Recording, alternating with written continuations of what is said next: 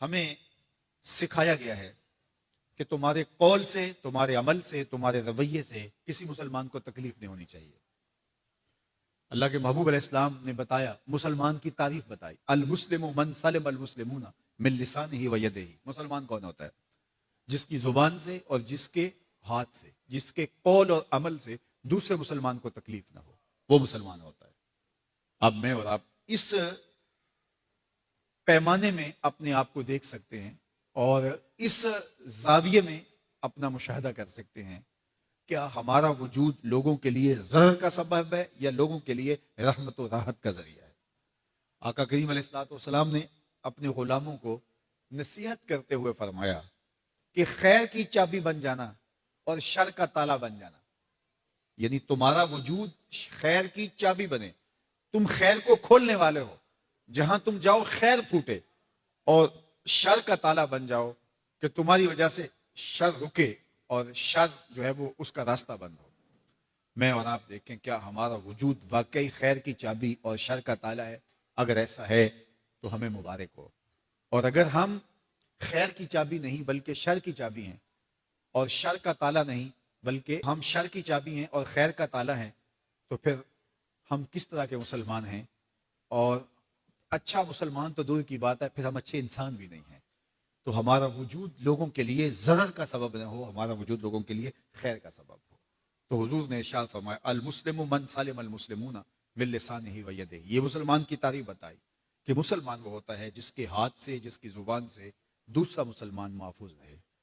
یہ ہم جب کسی سے ملتے ہیں تو مسلمانوں کو یہ حکم دیا گیا ہے کہ وہ سلام کریں، اس کو کہتے ہیں تحیت المسلم، مسلم کا تحیت، اور وہ کلمہ کہ السلام علیکم۔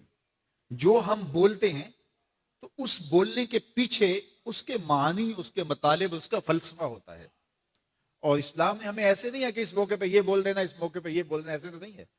جو ہم لفظ بول رہے ہیں اس کے پیچھے کا کوئی فلسفہ ہے، ان لفظوں کے ساتھ مفہوم جڑا ہوا ہے۔ دیکھیے یہ پھول ہیں، ان کو دیکھ کر کے ہمیں کہا گیا کہ کہو سبحان اللہ۔ پہاڑ ہے تو پہاڑ کو دیکھ کر کہے اللہ اکبر، تو پہاڑ کو دیکھ کے سبحان اللہ کہہ لیں، اور پھولوں کو دیکھ کے اللہ اکبر کہہ لیں، ایسا بھی تو کہا جا سکتا ہے۔ سبحان اللہ بھی تو اللہ کی تسبیح بولنا ہے، اور اللہ اکبر اللہ کی تکبیر اور بڑائی بولنا ہے۔ تو پہاڑ کو دیکھ کے سبحان اللہ کہہ لیا کریں، اور پھولوں کو دیکھ کے اللہ اکبر کہہ لیا کریں، لیکن ایسا نہیں ہے۔ کیوں؟ اس لیے کہ جب آپ نے پہاڑ کو دیکھا تو اس کی ہیبت دل میں بیٹھنے لگی، اتنا بڑا، تو فوراً کہا اس تاثر کو زائل کرو اور بولو اللہ اکبر، یہ کیا میرا اللہ بڑا ہے۔ اس وقت ہمیں اللہ اکبر بولنے کا حکم اس لیے دیا گیا کہ اس کا تاثر جو دل میں بیٹھنے لگا اس کی بڑائی کا، تو کہا یہ کیا ہے، یہ ریزائے ریگ بھی نہیں ہے، اللہ کی شانیں بلند ہیں، تو کہو کہ اللہ اکبر، اللہ سب سے بڑا ہے۔ سمندر کو دیکھو، تا حد نظر پھیلا ہوا پانی، ایک ہیبت بیٹھنے لگتی ہے، کہو اللہ اکبر۔ بلکہ حضرت مجدد الفسانی علیہ رحمہ فرماتے ہیں مکتوبات میں کہ متکبر کو دیکھ کے تکبر کرنا بھی صدقہ ہے۔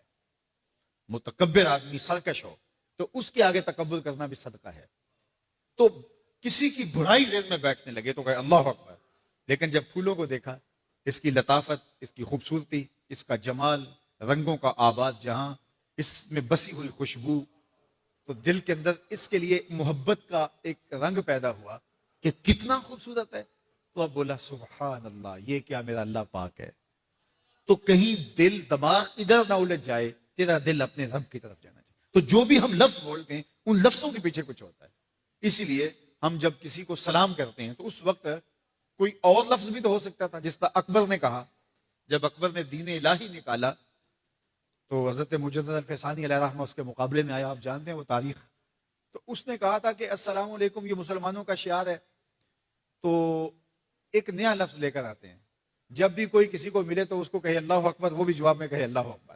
یہ اپنی طرف سے وہ نئی چیز لے کر آیا، لیکن اسلام نے السلام علیکم کیوں رکھا ہے؟ تو اس کا ایک فلسفہ ہے، اور وہ کیا کہ جب کوئی مسلمان کسی دوسرے مسلمان کو ملے تو وہ کہے السلام علیکم، اس کا مطلب ہے تیرے اوپر سلامتی ہو۔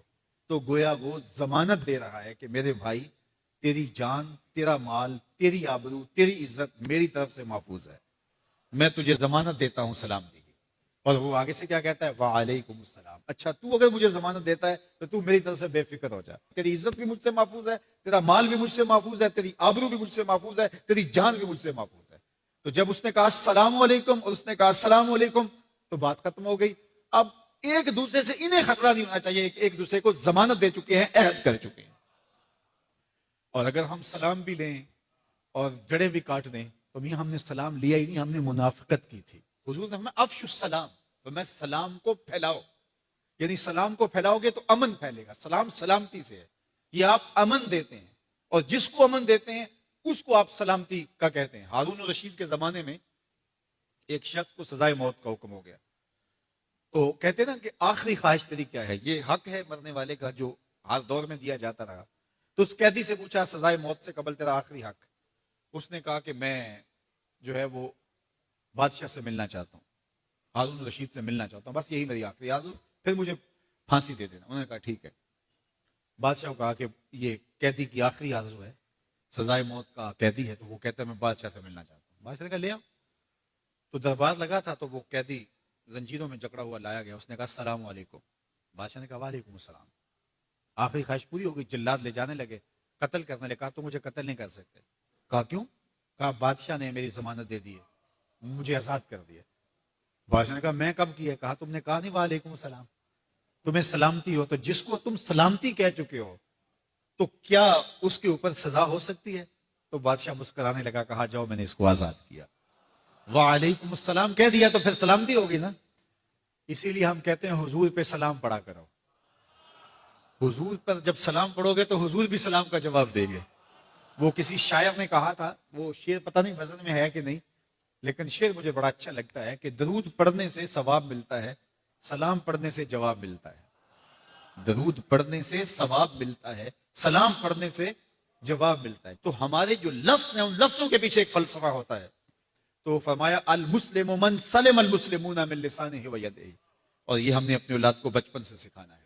اگر ہم نے ان کو اعلیٰ ڈگریاں بھی کروا دی, ان کو اعلیٰ تعلیم یافتہ بھی کروا دیا دنیاوی اعتبار سے, لیکن یہ بنیادی سبق حضور کا نہ پڑھایا, تو پھر وہ اس تعلیم کے باوصف بھی آپ کو آپس میں الجھتے ہوئے دکھائی دیں گے. اعلیٰ ڈگریوں کے باوجود بھی ایک دوسرے کا گریبان ان کو نوچتا ہوا آپ دیکھیں گے, اس لیے کہ انہوں نے اسلام کا یہ بنیادی سبق تو ماں کی گود سے پڑھا ہی نہیں ہے. یہ پڑھانا ہے کہ مسلمان وہ ہوتا ہے جس کے ہاتھ سے, جس کی زبان سے دوسرا مسلمان محفوظ رہے.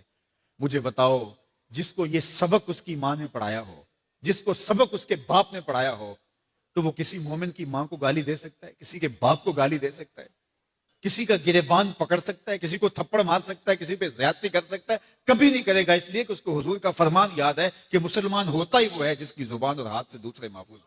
ہم نے یہ سیکھنا ہے اور اپنے عمل کے اندر اس کو داخل کرنا ہے کہ ہمارے رویے اتنے خوبصورت ہو, ہمارا طرز زندگی اتنا خوبصورت ہو کہ ہمارا پتہ چلے کہ ہم حضور کے غلام ہوتے ہیں. تو ہم اپنے آپ کو دیکھیں, ہمیں پرائی آگ کی جو ہے وہ بات نہیں کرنی چاہیے. ہمیں سب سے پہلے اپنے اندر سلگتی آگ کو ٹھنڈا کرنا ہوگا اور دیکھنا ہوگا کہ ہمارے اندر کون کون سی آتش غیظ و غضب جل رہی ہے, اور ہم اپنے دل کو صاف کریں, اپنی زبان کو صاف کریں, اپنی آنکھوں کو پاکیزہ بنائیں, اپنی سوچوں کو عفت دیں, اور دیکھیں کہ ہم کھڑے کہاں ہیں. جس کے 2 دن برابر ہیں, آج کا اور کل کا, تو وہ خرابی پہ ہے.